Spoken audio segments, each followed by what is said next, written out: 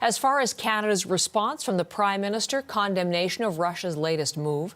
In a series of tweets last night, Justin Trudeau says Russia's unacceptable actions threaten peace in Europe and around the world, and they will not be tolerated.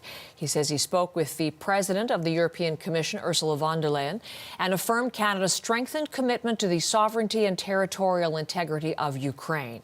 He says Canada condemns the recognition of the so-called independent states, that it is a violation of Ukraine's sovereignty and of international law, and that Canada continues to support Ukraine and will impose economic sanctions. He goes on to say in the social media post, Canada rejects and condemns Russian decrees that ordered military forces into Ukraine and supports Ukraine's sovereignty and independence. Canada and its allies, he says, will defend democracy and the will of the Ukrainian people.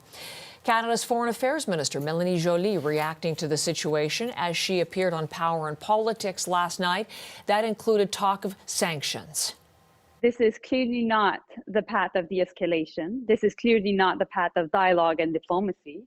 And we have said, along with our partners, with our allies, that this would be met with severe consequences. And there will be sanctions for the recognition of these non-controlled regions. So this is important to note to all our viewers. It's not only sanctions for what President Putin announced today and the Duma voted on, but also it's different from the sanctions package and all the other measures we're looking at in terms of should there be a further invasion of Ukraine by Russia.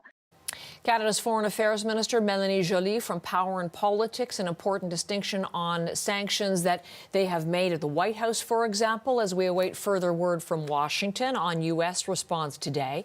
CBC's National Affairs Editor Chris Hall is with me live from Ottawa on a very busy Tuesday. Chris, thank you very much for being here, helping us understand a couple of key matters before the country.